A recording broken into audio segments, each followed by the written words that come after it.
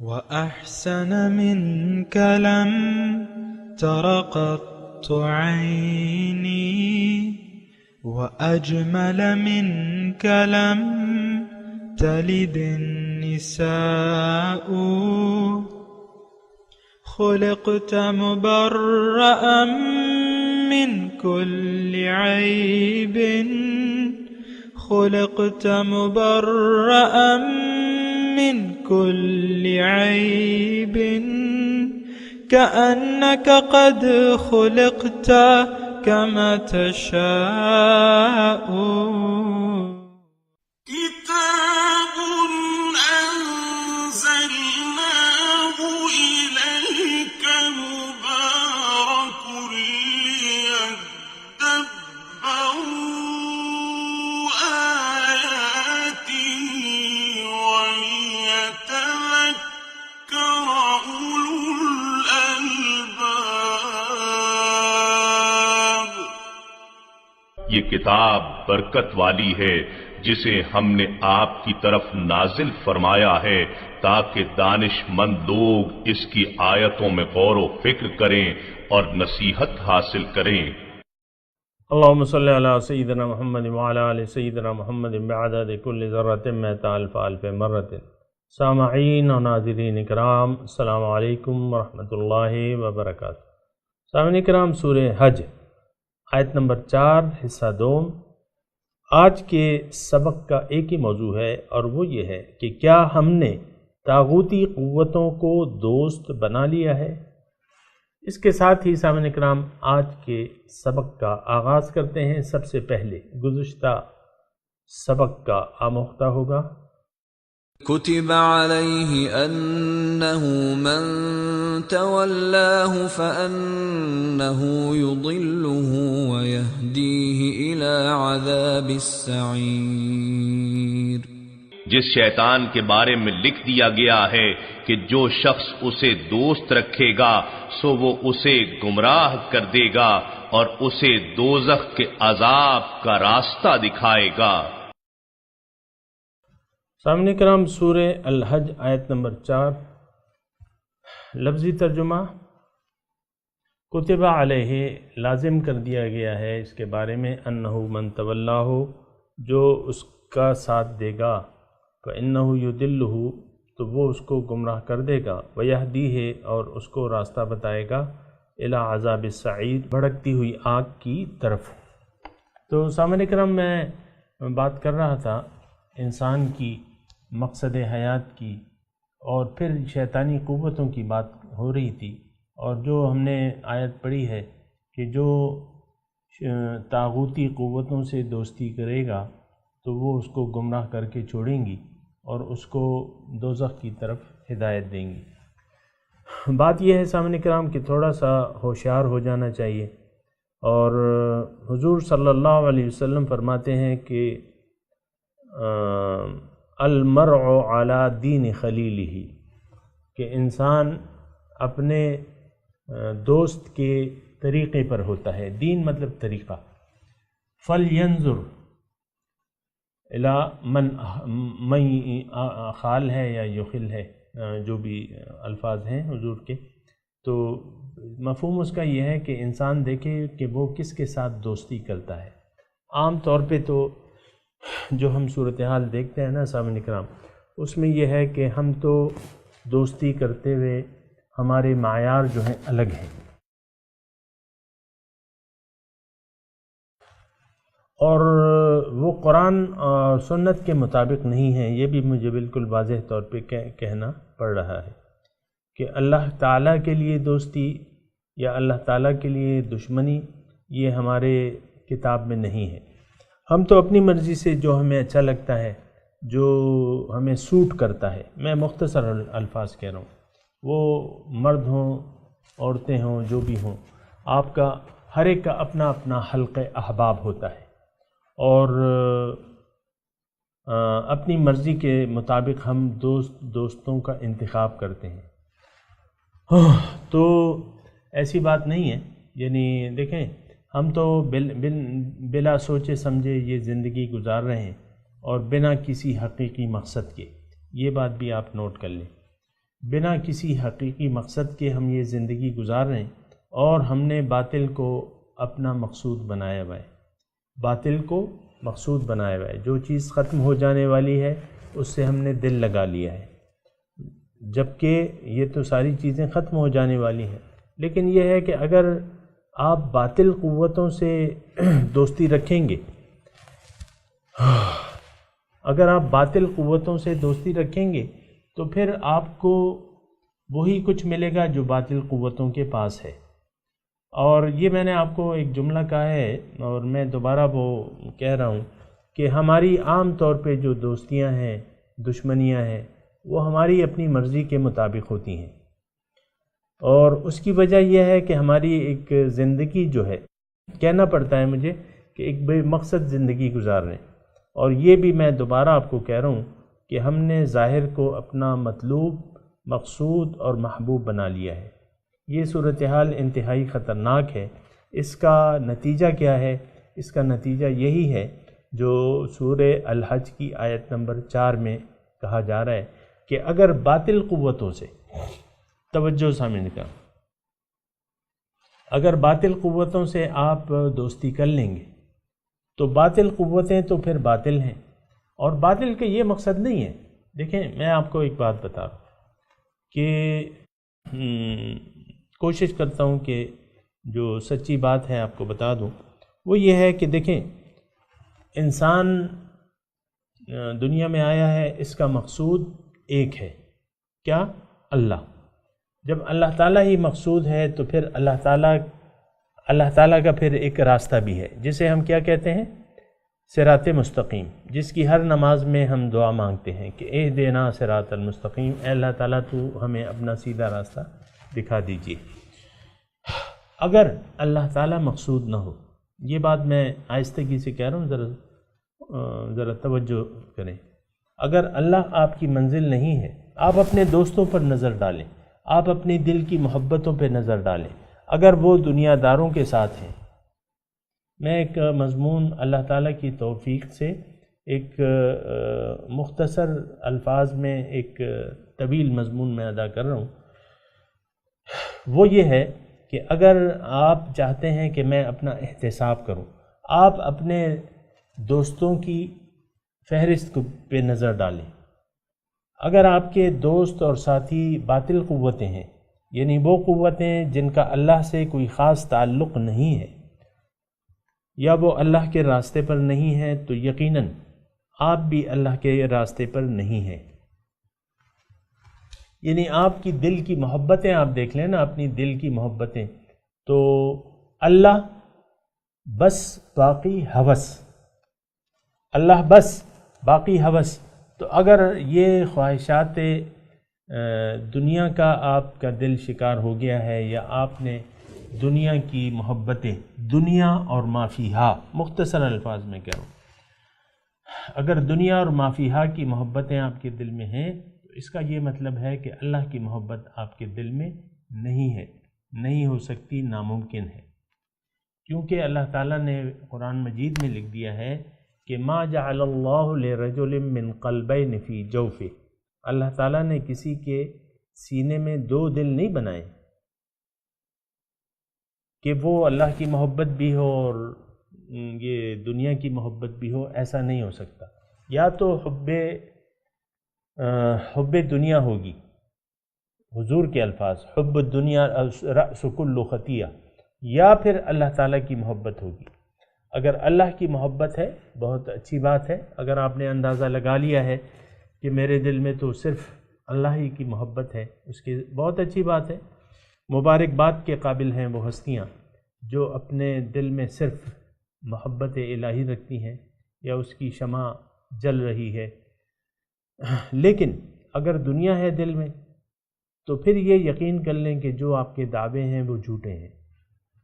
اس میں اب یہ اس کا مطلب نہیں ہے کہ آپ اپنے اوپر کفر کا فتویٰ لگا لیں اور اسلام کی جو ٹوٹے پھوٹے اسلام پہ آپ عمل کر رہے ہیں وہ بھی آپ کو چھوڑ دیں، یہ مقصد ہرگز نہیں ہے۔ اس کا مقصد یہ ہے گفتگو کا کہ آپ اپنے اعمال میں، مقاصد میں نکھار پیدا کریں، اس کو خالص کریں۔ وَاذْكُرِ اسْمَ رَبَّكَ وَتَبَتَّلْ إِلَيْهِ تَبْتِيلًا، اللہ سورہ مزمل، اللہ کے نام کا یا اللہ کے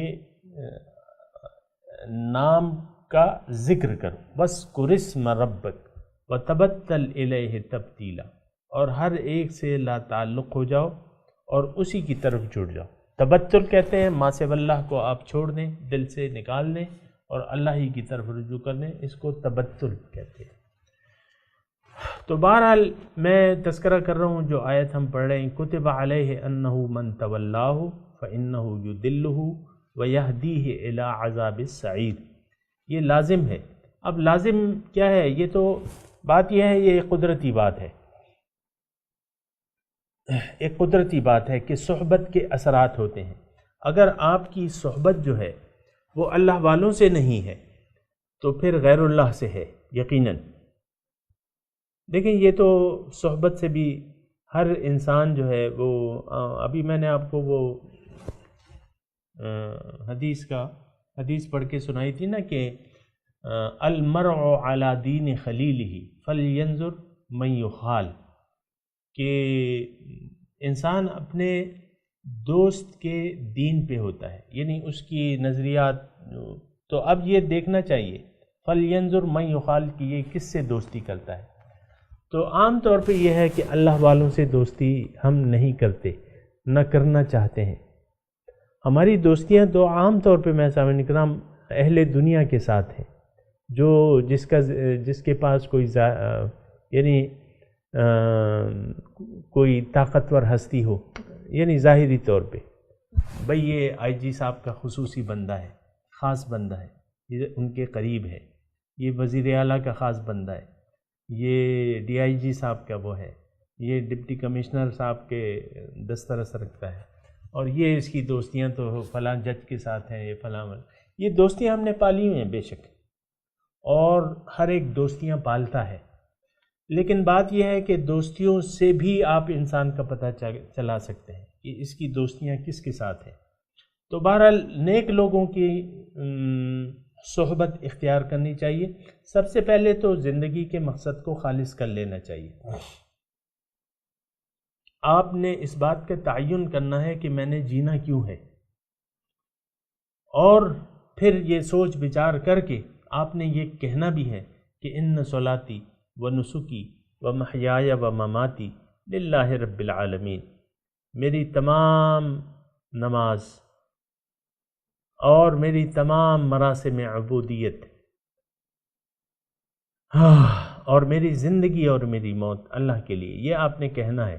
اگر آپ نے یہ نہیں کہا زبان حال سے، کیا زبان حال سے، تو پھر یہ ہے کہ معاملہ پھر گڑبڑ ہو سکتا ہے۔ اور آپ نے یہ بھی کہنا ہے کہ انی وجہت وجہی للذی فطر السماوات والارض حنیفا وما انا من المشرکین، آپ نے یہ بھی کہنا ہے کہ میں نے اپنا تمام وجہت وجہی للذی فطر السما، میں نے اپنا رخ پھیر لیا ہے اس ذات کی طرف جس نے زمین اور آسمان پیدا کیے ہیں، میں یکسو ہوں اور میں مشرکوں میں سے نہیں، وما انا من المشرکین۔ تو سامعین کرام یہ ساری باتیں ہیں اور ذرا توجہ اس پہ کرنی چاہیے۔ بہرحال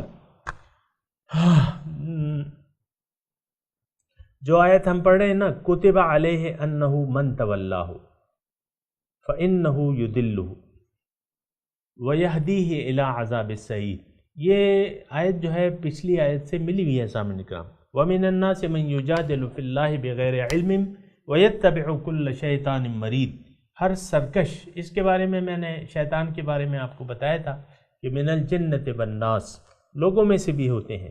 دیکھیں ہر وہ ہستی جو آپ کو اللہ تعالیٰ کی طرف سے روکے، اللہ کو مقصود بنانے سے روکے، اللہ کے راستے پر چلنے سے روکے، وہ طاغوت ہے، وہ شیطانی قوتیں ہیں۔ خواہ اس میں آپ کے ماں بھی ہو سکتے ہیں، باپ بھی ہو سکتے ہیں، شوہر بھی ہو سکتی ہے، بیوی بھی ہو سکتے ہیں، بچے بھی ہو سکتے ہیں، آپ کے ساتھی بھی ہو سکتے ہیں، آپ کا یہ معاشرہ بھی ہو سکتا ہے، آپ کے حکمران بھی ہو سکتے ہیں۔ تو اس کی آپ نے پیروی نہیں کرنی، ان کو آپ نے دوست نہیں بنانا۔ قلبی دوست جو ہے آپ کا صرف اللہ کے رسول اور مومن، یہ میں نے آیت قرآنی کا ترجمہ کیا ہے سامنے کرام.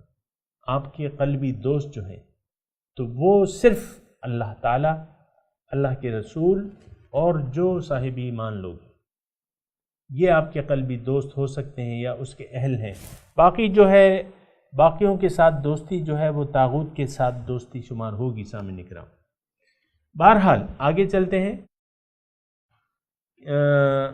کتب علیہ انہ من تولاہ، جو بھی ان سے طاغوتی قوتوں سے جو دوستی کرے گا تو یہ طاغوتی قوتیں اس کو گمراہ کر دیں گی، اللہ تعالیٰ کے راستے سے ہٹا دیں گی اور وہ اس کو ہدایت دیں گی بھڑکتی ہوئی آگ کی طرف. یعنی سامعین کرام بات یہ ہے کہ انسان کے سامنے دو ہی راستے ہیں، ایک شیطانیت، ایک طاغوتی راستہ ہے، اور طاغوت میں اس کا اپنا نفس بھی شامل ہے، نفس امارہ. پھر جو ظاہر معاشرہ ہے یا جو بھی ہے وہ میں نے آپ کو فہرست بتا دی، یہ طاغوتی قوتیں ہیں. پھر جو رحمانی قوتیں ہیں سامعین کرام، اللہ تعالیٰ کی ذات ہے، اللہ تعالیٰ موجود ہے، اللہ تعالیٰ ہمارے ساتھ ہے، اللہ تعالیٰ ہمارے قریب ہے. وَهُوَ مَعَكُمْ أَيْنَمَا كُنْتُمْ، وہ تمہارے ساتھ ہے جہاں بھی تم ہوتے ہو. إِنَّ رَبِّي قَرِيبٌ مُجِيبٌ، پیغمبر ابراہیم علیہ السلام کے الفاظ ہیں، ان ربی قریب مجیب، میرا رب تو قریب ہے، وہ جواب دیتا ہے. وَإِذَا سَأَلَكَ عِبَادِي عَنِّي فَإِنِّي قَرِيب، اور جب میرے بندے آپ سے میرے بارے میں پوچھے تو اس سے کہتے ہیں میں تو ان کے قریبی ہوں. اجیب دعوت الداع اذا دعانی فلیستجیبوا لی ولیؤمنوا لی لعلہم یرشدون، میں تو پکارنے والے کی پکار کا جواب دیتا ہوں.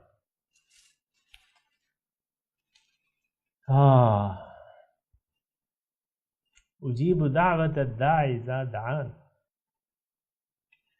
میں تو اس کے ساتھ ہی ہوتا ہوں، تو اس کی پکار کا جواب دیتا ہوں. تو پھر کیا ہونا چاہیے؟ فَلْيَسْتَجِيبُوا لِي، چاہیے کہ وہ مجھے جواب دے، میری پکار کا جواب دے. وَأَنِيبُوا إِلَىٰ رَبِّكُمْ، اپنے رب کی طرف متوجہ ہو جاؤ، مائل ہو جاؤ، تائب ہو جاؤ اپنے رب کی طرف. یہ پکار ہے رب کی. ساریو الی مغفرۃ من ربکم وجنہ، اپنے رب کی بخشش اور اس کی جنت کی طرف دوڑ لگاؤ، جلدی کرو. ساریو. تو سامعین کرام بات یہ ہے کہ یہ ساری باتیں ہیں، اور وہ یعنی اس کو ذرا خوب سوچ سمجھ کے زندگی میں خوب سوچ سمجھ کے قدم بڑھانے چاہیے. کیوں کہ اس زندگی کا ایک اختتام ہے، یقیناً ہے، آپ بھی مانتے ہیں اور ماننا پڑے گا. جو آیا ہے اس کو جانا پڑے گا اور اللہ کے پاس جائے گا. لیکن یہ ہے نا کہ یہ دیکھنا چاہیے کہ وَلْتَنْظُرْ نَفْسٌ مَا قَدَّمَتْ لِغَدٍ. اللہ تعالیٰ فرما رہا ہے اے ایمان والو، اللہ کا تقوی اختیار کر لو، اور تم میں سے ضرورت اس بات کی ہے، تم میں سے ایک یہ دیکھے کہ وہ کل کے لیے کیا بھجوا رہا ہے. ہم تو کل کے لیے ساری آگ جمع کر رہے ہیں سامنے کی طرف. یہ حب دنیا، حب جاہ، حب مال، حب اولاد وغیرہ، یہ سب کیا ہے؟ یہ تو آگ ہے. اللہ تعالیٰ کی یاد کو بھول کے اگر آپ زندگی گزار رہے ہیں تو یہ سارے اعمال جو ہیں آگ کی صورت میں آپ کا استقبال کریں گے. جو مال دولت آپ کما رہے ہیں، جمع کر رہے ہیں، یہ آگ کی صورت میں آپ کا استقبال کریں گے. وَلْتَنْظُرْ نَفْسٌ مَا قَدَّمَتْ لِغَدٍ، چاہیے کہ تم میں سے ایک یہ دیکھے کہ وہ کل کے لیے کیا بھجوا رہا ہے. اتقوا اللہ، اللہ کا تقوی اختیار کرو، اللہ سے ڈرو، اللہ کی ناراضگی سے بچو، اللہ کے عذاب سے ڈرو. اللہ تعالیٰ ان اللہ خبیر بما تعملون، جو تم کر رہے ہو اللہ تعالیٰ جانتا ہے. تو بہرحال دیکھیں، طاغوت سے دوستی، اس کا انجام جو ہے وہ مصیبت ہے، وہ بھڑکتی ہوئی آگ ہے. یہ جو ہم آیت پڑھ رہے ہیں نا، سورہ حج کی آیت نمبر 4، اس میں یہ مضمون ہے کہ اگر طاغوتی قوتوں کا آپ نے ساتھ دیا تو پھر یہ ہے کہ آپ کا انجام جو ہے وہ بھڑکتی ہوئی آگ ہوگا. وَيَهْدِيهِ إِلَىٰ عَذَابِ السَّعِيرِ، آپ کو وہ ہدایت دے گا بھڑکتی ہوئی آگ کی طرف. سامعین کرام، تو بات یہ ہے کہ ساری باتیں جو ہیں اچھی طرح سوچ لینی چاہیے، سمجھ لینی چاہیے، اور یعنی اپنے آپ کو خود اپنے آپ کو ہلاکت میں نہیں ڈالنا چاہیے. وَلَا تُلْقُوا بِأَيْدِيكُمْ إِلَى التَّهْلُكَةِ، اللہ تعالیٰ نے ہدایت فرمائی ہے کہ اپنے ہاتھوں اپنے آپ کو ہلاکت میں نہ ڈالو. بہرحال یہ اچھا، اب آگے چلتے ہیں. یا ایھا الناس، پہلے لفظی ترجمہ سن لیں سامعین اکرام. اے لوگو، یا ایھا الناس. دیکھیں ایک بات تھوڑا سا غور کریں، یہ سورت جب سے شروع ہوئی ہے تو عام لوگ مخاطب ہیں اور عام انسان مخاطب ہیں. ناس عام طور پہ یعنی یہ سب لوگوں کے لیے ہے. اللہ کے رسول جو ہیں وہ رحمت للعالمین ہیں، تمام جہان والوں کے لیے ہیں. تو یا ایھا الناس کا خطاب جو ہے، اب ناس میں ہم بھی ہیں، میں بھی ہوں، آپ بھی ہیں سامعین کرام. بہرحال ترجمہ پہلے سن لیں، پھر اس پہ جو مناسب ہوا بات کریں گے. یا ایھا الناس، اے لوگو، ان کنتم فی ریب، اگر تم شک میں ہو، من البعث، دوبارہ جی اٹھنے کے بارے میں. وَإِنَّا خَلَقْنَاكُمْ، بس میں نے تمہیں پیدا کیا ہے، من ترابن، مٹی سے، ثم من نطفۃ، پھر ایک نطفے سے، ثم من علقۃ، پھر جمے ہوئے خون سے، ثم من مضغہ، پھر گوشت کی ایک بوٹی، مخلقۃ، جس کی صورت بنا دی گئی ہے، وغیر مخلقۃ، اور صورت نہیں بنائی ہوئی. لنبین لکم، تاکہ تمہیں یہ بات اس لیے بیان ہم فرما رہے ہیں تاکہ تم پہ خوب وضاحت ہو جائے. وَنُقِرُّ فِي الْأَرْحَامِ، اور ہم ٹھہراتے ہیں، نقر ٹھہراتے ہیں، فی الارحام، رحم میں، ماں کے پیٹ میں، ما نشاء، جتنا ہم چاہتے ہیں، الی اجل مسمی، ایک معین وقت تک. ثم نخرجکم طفلا، پھر ہم نکالتے ہیں تمہیں ایک بچے کی صورت میں. ثم لتبلغوا اشدکم، پھر تم پہنچتے ہو اپنی جوانی تک. ومنکم من یتوفی، تم میں سے بعض ایسے ہیں جو وفات پا جاتے ہیں. ومنکم من یرد الی ارذل العمر، اور ان میں تم میں سے ایسے ہیں جو واپس ہو جاتے ہیں ذلیل عمر کی طرف. لکی لا یعلم من بعد علم شیئا، تاکہ علم نہ ہو بعد علم کے کچھ بھی، تاکہ تم نہ جانو بعد علم کے کچھ بھی. یہاں تک ہم کوشش کرتے ہیں پہلے اس آیت کے اس حصے کی. تو اب اس میں جو آیت شروع ہو رہی ہے، آیت نمبر 5، یا ایھا الناس ان کنتم فی ریب من البعث، اگر اے لوگو، اگر تم شک میں ہو دوبارہ جی اٹھنے کے بارے میں. سامعین کرام، یہ جو ہے اے لوگو اگر تم شک میں ہو دوبارہ جی اٹھنے کے، بعث بعد الموت، یہ الفاظ آپ نے تو پڑھتے ہیں نا، دوبارہ جی اٹھنا. تو اس میں تھوڑا سا مضمون ہے کہ تم اگر شک میں ہو. اصل میں تو پیغمبر کی دعوت سے وہ لوگ انکار کرتے ہیں، قولی طور پہ یا عملی طور پہ، جو مرنے کے بعد دوبارہ زندگی پر یقین نہیں رکھتے. اور یہ جو جن حالات میں یہ آیت نازل ہو رہی تھی، اس میں خاص طور پہ یہ وہ تھا کہ بعث بعد الموت کے بارے میں ان کے عقیدہ نہیں تھا، یقین نہیں تھا، اور وہ یہ ماننے کے لیے تیار بھی نہیں تھے کہ دوبارہ جی اٹھنا ہے. سامعین کرام، دوبارہ جی اٹھنا تو حق ہے، لیکن بات یہ ہے کہ ہم شک میں کیوں مبتلا ہیں. اور اگر دیکھیں کہ جس وقت یہ آیات نازل ہو رہی تھیں، اور میں آپ کو یہ بتانا چاہتا ہوں کہ اس وقت میں اور آج کے حالات میں کچھ فرق نہیں ہے. آج ہم بھی بعث بعد الموت پہ حقیقی طور پر ایمان نہیں رکھتے، زبانی طور پہ رکھتے ہیں، یہ تو مجھے اقرار ہے۔ زبانی طور پہ ہم یقین رکھتے ہیں، لیکن ہم دل سے بعث بعد الموت کے انکاری ہیں سامنے کرام۔ دوبارہ جی اٹھنا، قیامت کا واقعہ ہونا، دوبارہ جی اٹھنا، اس کے بارے میں من حیث القوم ہمارا ایمان نہیں ہے، ہمارا یقین نہیں ہے۔ اس کی وجہ میں آپ کو بتاتا ہوں۔ دیکھیں، ان دو باتیں ہیں کہ ظاہر آپ کا مقصود ہے کہ باطن مقصود ہے۔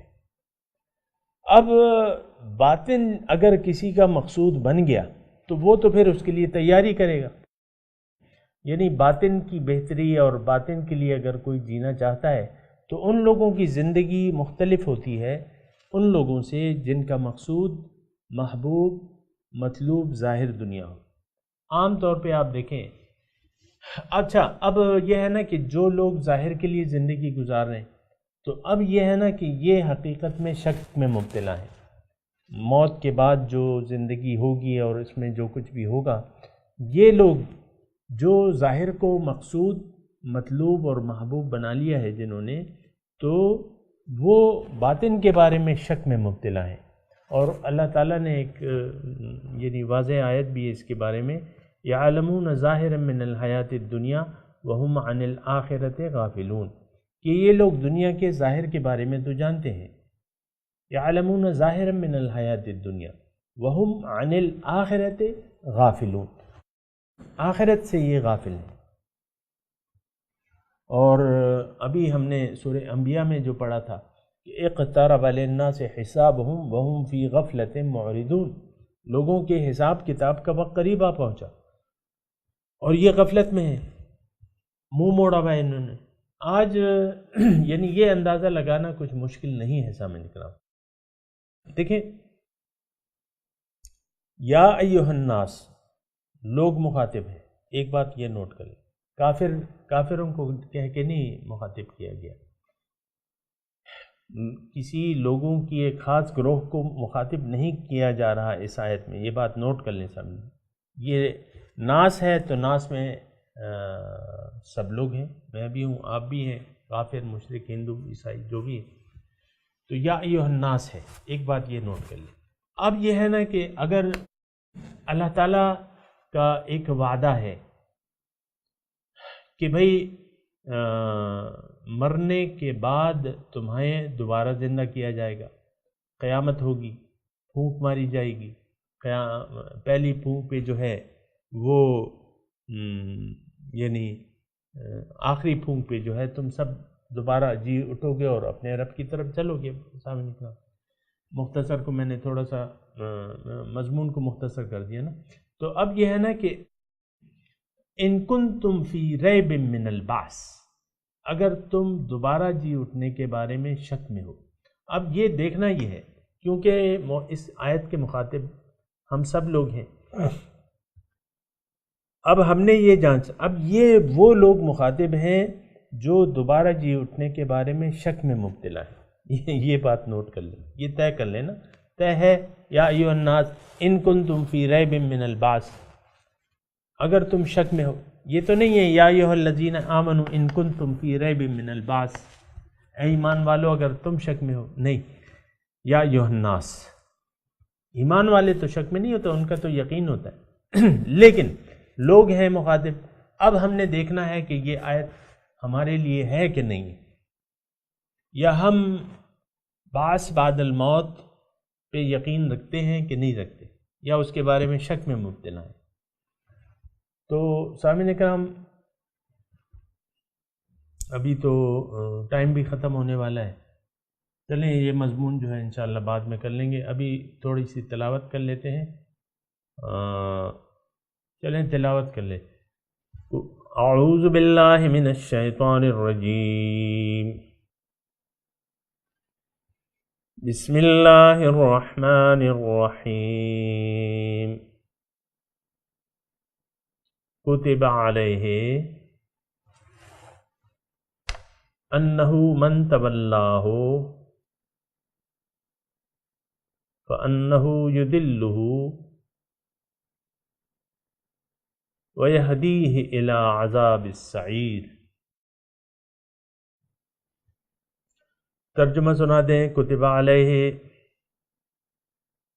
لازم کر دیا گیا ہے اس کے بارے میں، انہ من تولاہ،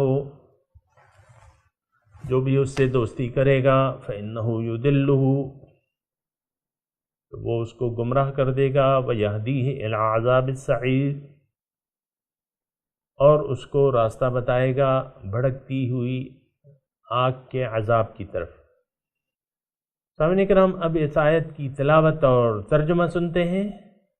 كتب عليه أنه من تولاه فأنه يضله ويهديه إلى عذاب السعير. It was decreed for him that whoever follows him, he will misguide him and lead him to the torment of the blaze. سامعین کرام، اس کے ساتھ ہی آج کے درس کا وقت اختتام کو پہنچا۔ اگلے درس میں انشاءاللہ ملاقات ہوگی۔ وآخر دعوانا ان الحمد للہ رب العالمین، والسلام علیکم ورحمۃ اللہ وبرکاتہ۔